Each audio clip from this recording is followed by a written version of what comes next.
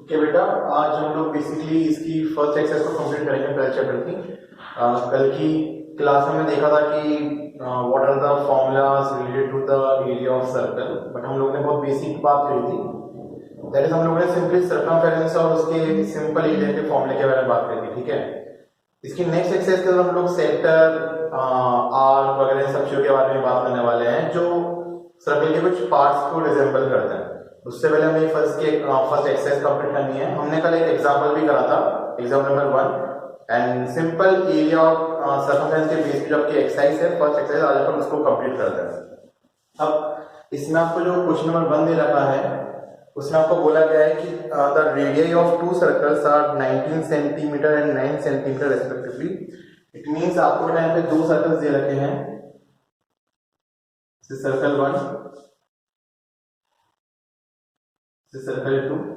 First वाले circle की आपको रेडियस दे रखी है बेटा 19 सेंटीमीटर, एंड सेकंड वाले सर्कल की आपको यहाँ पे रेडियस दे रखी है 9 सेंटीमीटर। ठीक है, फिर आपको बोला गया है कि find the radius of the circle which has circumference equal to the sum of the circumferences of the two circle. अब अगर है ना, हमें बेटा इसमें थर्ड सर्कल के बारे में बात करी गई है, इसकी रेडियस हमको नहीं पता। ठीक है, इस रेडियस को इधर अपन क्या मान लेते हैं, r मान लेते हैं। यहाँ पे इसको अपन ले लेते हैं r1 और यहाँ पे इसको अपन ले लेते हैं r2। ठीक है, these are the centres of the circles. अब आपको बेसिकली ऐसे सर्कल की रेडियस फाइंड करनी है जिसकी सर्कमफेरेंस, मतलब ये जो सर्कल की सर्कमफेरेंस है ना, ये सर्कमफेरेंस फर्स्ट वाले सर्कल की सर्कमफेरेंस और सेकंड वाले सर्कल की सर्कमफेरेंस के सम के बराबर है। सो बहुत ही सिंपल से यहाँ पे आपकी इक्वेशन फ्रेम होगी, अगर आप ध्यान से ऑब्जर्व करोगे तो। सो अकॉर्डिंग टू क्वेश्चन आपको ऐसा बोला गया है, अपन इसकी सर्कमफेरेंस का पे C1 मान लेते हैं, इसको C2 है, इसकी सर्कमफेरेंस को अपन मान लेते हैं C। नाउ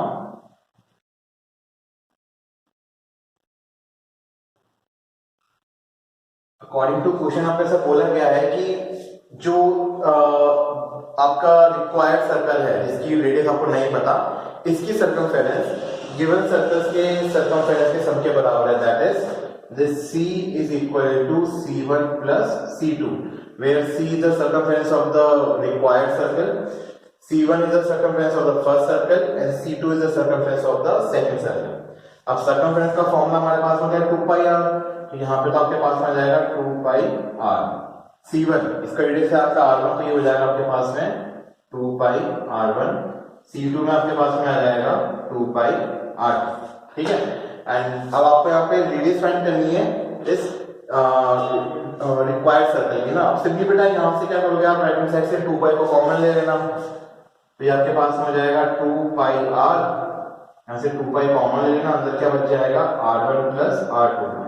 सिंपली 2 पाई से 2 पाई तो हो गया कैंसिल आउट, बचा क्या आपके पास में, that is r is equal to r1 plus r2। अब बेटा r1 की वैल्यू हमें कितनी दे रखी है 19 सेंटीमीटर, और r2 की वैल्यू को दे रखी है 9 centimetre. So this will be equal to 19 plus 9 and this r will be equal to 28 centimetre.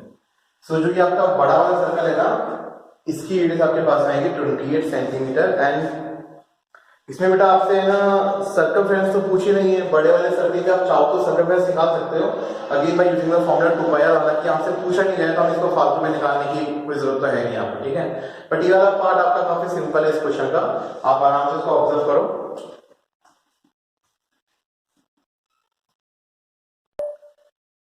अब बेटा क्वेश्चन नंबर 2 देखते हैं। क्वेश्चन नंबर 2 में आपको बोला है कि the radius of two circles are 8 centimetre and 6 centimetre respectively. Again यहाँ पे आपको दो सर्कल्स की बात करी गई है। ये आपका पहला सर्कल, आपको इसका रेडियस दे रखा है r1 equal to 8 centimetre, and यहाँ पे आपको एक और सर्कल दे रखा है जिसमें आपको r2 दे रखा है 6 सेंटीमीटर। ठीक है, देन कंडीशन दे रखी है कि find the radius of the circle having area equal to the sum of the area of the two circle। अब बेटा अगेन यहाँ पे आपके पास में तीसरा सर्कल दे रखा है आपको, जिसका रेडियस हमको नहीं पता। ठीक है, एंड इसके रेडियस का ऊपर पे क्या मान लेते हैं, वापस से r मान लेते हैं। ये बोला गया है कि ये जो आपका अननोन सर्कल है ना, इसका जो एरिया है वो रिमेनिंग टू सर्कल्स के एरियाज के सम के बराबर है। वहां लिखा हुआ है find the radius of the circle having area equal to the sum of the area of the two circles. So simple सी बात है बेटा, इसके एरिया को आप मान लेना कैपिटल ए, इसका एरिया हो जाएगा A1 और इसका एरिया हो जाएगा A2। So according to question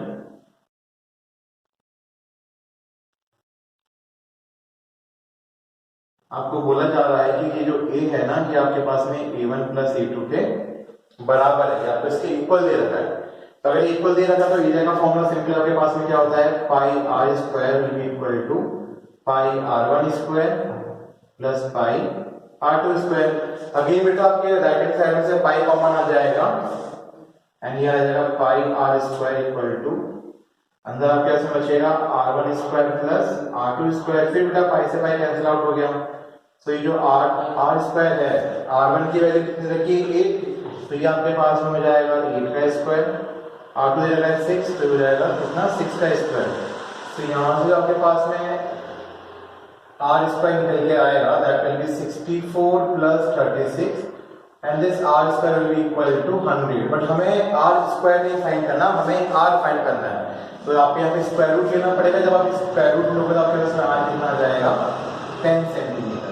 unit लगाना मत भूलना बेटा, आपको यूनिट लगानी जरूरी है। एंड हमने यहाँ पे नेगेटिव वैल्यू नहीं दी because radius can not be negative, that's why we have only considered the positive value of square root of 100। ठीक है, सो ये क्वेश्चन और फर्स्ट क्वेश्चन एक दूसरे के मिलते जुलते हैं। फर्स्ट बार में आपसे सर्कमफेरेंस का रिलेशन दे रखा था, यहाँ पे आपको एरिया का रिलेशन दे रखा है, इतना ही फर्क है, otherwise the process is completely same. Okay, आप बेटा पर करेंगे क्वेश्चन नंबर 3। क्वेश्चन नंबर 3 जो है ना आपका, ये काफी अच्छा क्वेश्चन है, मतलब अच्छा इन द सेंस थोड़ा लेंथी, इतना ही फर्क है, बाकी है सिंपल, जो आप लोगों ने पढ़ रखा है उसी के ऊपर बेस्ड है। यहाँ पे आपको बोला गया that figure 12.3 depicts an R-shaped target marked with its 5 scoring regions from the center outwards as gold, red, blue, black and white। अब इसमें बेटा बेसिकली आपने देखा होगा आर्चरी के अंदर आपके पास में है ना कंसेंट्रिक सर्कल्स होते हैं। कंसेंट्रिक मींस जिनका सबका सेंटर कैसा होता है, हमेशा सेम होता है, वो सर्कल्स आपके क्या कहलाते हैं, कंसेंट्रिक सर्कल्स कहलाते हैं। अब यहाँ पे आपको वैसे कुछ कंसेंट्रिक सर्कल्स दे रखे हैं, आपको यहाँ पे से 5 कंसेंट्रिक सर्कल्स दे रखे हैं। बीच वाला है गोल्ड कलर का, देन उसके बाद में red, then blue, then black and then white. Okay, तो अपन पहले इसको थोड़ा सा ड्रॉ कर लेते हैं। जैसे अपन बाहर से बनाते हैं,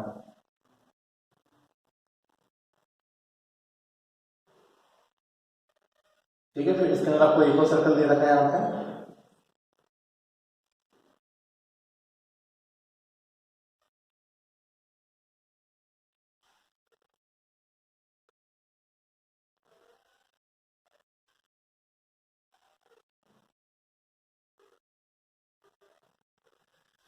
आप लोगों के पास में कंपास अवेलेबल है तो अच्छे से सर्कल बनाना है ना, गंदे से सर्कल मत बनाना, ठीक है। एंड जो आपको सबसे बीच वाला दे रखा है वो दे रखा है गोल्ड कलर का, दिस इज गोल्ड, इसके इधर अपन जी मार्क कर सकते हैं। क्वेश्चन में डायग्राम है, ठीक है, थोड़ा सा सर्कल बनाने की कोशिश करता है। देन उसके बाद में आपको दे रखा है रेड, देन ब्लू। ये जो रीजन दे रखा है आपको, ये आपको रीजन दे रखा है रेड कलर का, देन इसके बाद आपको दे रखा है ब्लू कलर का रीजन, देन आपको दे रखा है ब्लैक कलर का, देन लास्ट वाला आपको दे रखा है व्हाइट कलर का रीजन, ठीक है। एंड आपको ऐसा बोला गया बेटा कि the diameter of the region representing gold score is 21 centimetre. जो ये बीच वाला सर्कल है ना आरजी, आरजी मतलब रेडियस ऑफ गोल्ड रीजन, आपको यहाँ पे दे रखा है 21 सेंटीमीटर, सबसे पहली चीज। फिर लिखा है and each of the other bands is 10.5 centimetre wide. And जो आपके बाकी के रीजन हैं वो आपको 10.5 सेंटीमीटर वाइड दे रखे हैं। मतलब ये जो विड्थ है ना, ये वाली जो विड्थ आपको दे रखी है, दिस विड्थ इज 10.5 सेंटीमीटर, ठीक है। इसी तरीके से ये वाली विड्थ भी आपको कितनी दे रखी है, 10.5 सेंटीमीटर। जो ये वाली विड्थ हो जाएगी आपकी, कहीं पे मार्क कर देते हैं, ये वाली विड्थ ये भी आपको दे रखी है 10.5 सेंटीमीटर, और ये वाली विड्थ भी आपको दे रखी है 10.5 सेंटीमीटर, ठीक है। अब आपको बेसिकली इसमें क्या करना है ना, हर एक रीजन का एरिया फाइंड करना है। ये आपसे क्वेश्चन में बोला है that find the area of each of the 5 scoring regions. अब इसमें से बेटा जो गोल्ड वाला है ना वो तो एकदम प्रॉपर सर्कुलर है, उसके अंदर कुछ है नहीं, तो गोल्ड का एकदम लोग सीधे किससे फाइंड कर लेंगे, पाई आर स्क्वायर से फाइंड कर लेंगे। तो अगर मैं गोल्ड रीजन का एरिया फाइंड करना चाहूंगा, नाउ एजी का मतलब हो गया गोल्ड रीजन का, यहाँ पे मैं एरिया फाइंड करना चाहता हूँ। सिंपल सा फॉर्मूला लगेगा यहाँ पे आपके पास में पाई आर स्क्वायर का। सो सिंपली बेटा आप गोल्ड रीजन का एरिया कैसे निकाल लोगे, पाई आर जी स्क्वायर। ठीक है। अब यहाँ पे आपको गोल्ड वाले का डायमीटर दे रखा है ना, एंड यहाँ पे इसको करेक्ट कर लेना था, दिस इज डायमीटर, इसको इधर पर लिख देते हैं डीजी। है ना, हमें अच्छे से पता है कि जो आपका रेडियस होता है ना वो क्या होता है, डायमीटर का हाफ होता है। तो अगर आपको डायमीटर दे रहा है गोल्ड वाले का 21 सेंटीमीटर, तो उसका रेडियस आपके पास में कितना हो जाएगा, 21/2। तो सिंपली आपके पास में एरिया कितना आ जाएगा यहाँ पे, पाई इंटू 21/2 का स्क्वायर। इसको सिंपली सॉल्व करते हैं, पाई के लिए लेंगे 22/7, यहाँ पे आ जाएगा 21/2 इंटू 21/2। इस 7 से चल जाएगा 3 टाइम्स, ये 2 से चल जाएगा 11 टाइम्स। आपके पास में जो गोल्ड वाले रीजन का एरिया आएगा एजी, वो आ जाएगा 33 into 21/2।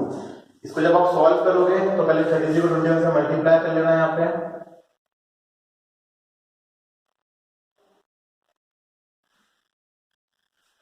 So this will be equal to 693/2 centimetre square.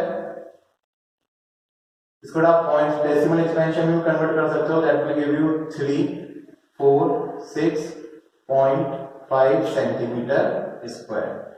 So this is the area of the gold reason, that is 346.5 centimetre square.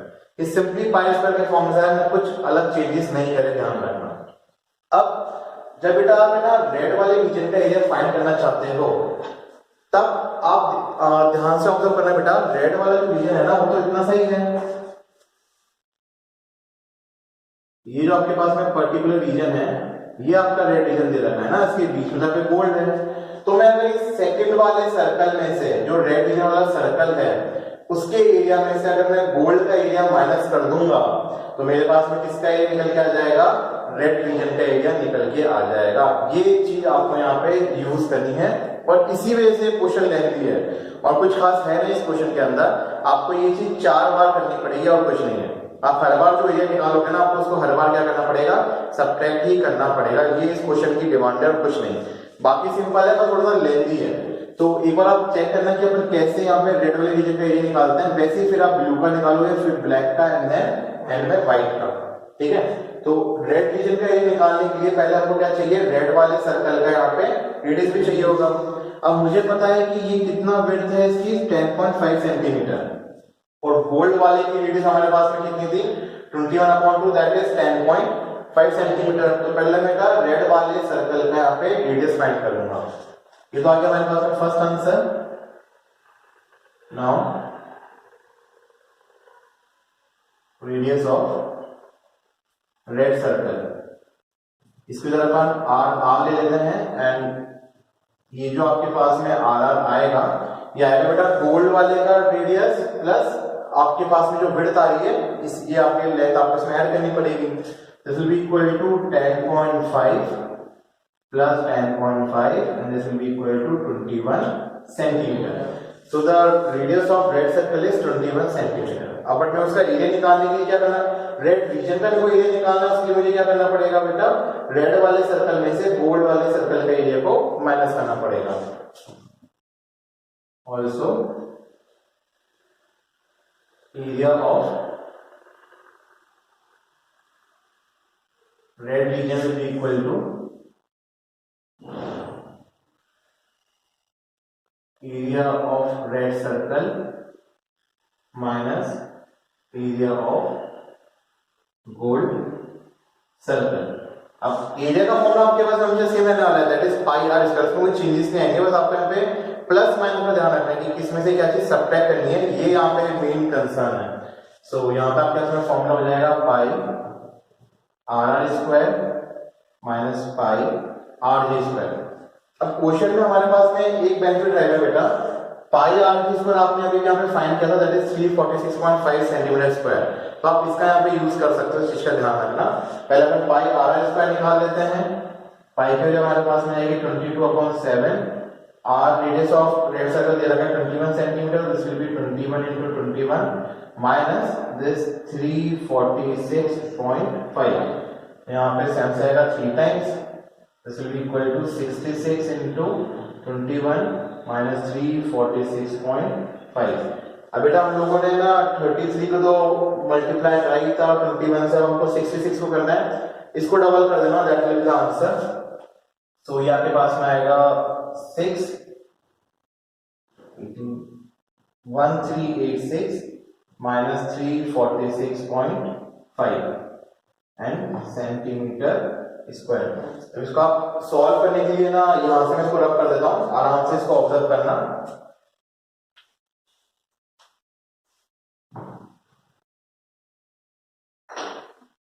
Simply बेटा यहाँ पे आपके पास में रेड रीजन का एरिया निकल के आएगा 1386 में से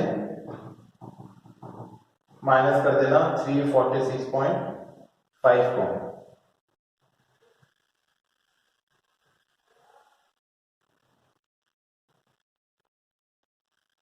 तो this will be equal to 1039.5 centimetre square. तो यहाँ पे आप कह सकते हो आपके रेड रीजन का एरिया आ जाएगा 1039.5 सेंटीमीटर स्क्वायर। सो हमें हर बार हमें ये टास्क करनी पड़ेगी, एक बड़े सर्कल में से छोटे सर्कल के एरिया को माइनस करो और आपके पास में आपका आंसर आता जाएगा। ठीक है, अब ये दोनों चीज ध्यान रखना बेटा, ये वैल्यूज हमारे पास में बहुत काम के आने वाली हैं। जैसे यहाँ पे 1386 है ना, हम इसका यूज करेंगे अगले वाले रीजन के एरिया को निकालने के लिए, इस चीज का ध्यान रखना। ठीक है, तो ये कॉपी करो वैल्यूज।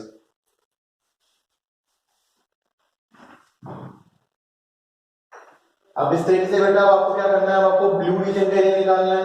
तो ब्लू रीजन के एरिया निकालने के लिए हम लोग क्या करेंगे, पहले ब्लू वाले सर्कल का रेडियस फाइंड करेंगे।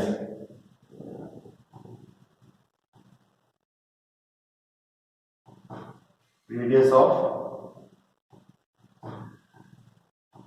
ब्लू सर्कल सिंपली बेटा क्या हो जाएगा ना, गोल्ड वाले के रेडियस का 10.5, देन आर वाले की विड्थ 10.5 और ब्लू वाले की विड्थ भी कितनी है 10.5। तो आपको कुछ नहीं करना, सिंपली आपको रेड वाले सर्कल का जो रेडियस है ना उसमें आपको 10.5 को ऐड करते जाना, आपके पास में आगे से आगे रेडियस निकल के आते जाएंगे। तो this will be equal to 21 plus 10.5, this is equal to 31.5 centimetre. ये हमारे पास में बेटा ब्लू वाले सर्कल का रेडियस निकल के आ गया। ठीक है, वो वैल्यूज नोट कर लें अलग से, पूरा नोट करता ये और ये।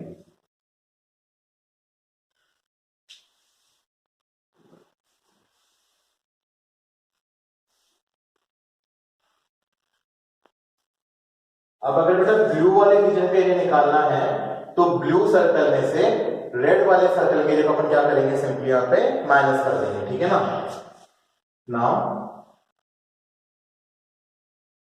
Area of blue region will be equal to area of blue circle minus area of red circle। अब बेटा पता है रेड सर्कल का एरिया हम लोगों ने निकाल रखा ऑलरेडी 186 से, हम लोग इसका यूज करेंगे, मैंने आपको अभी बताया भी था।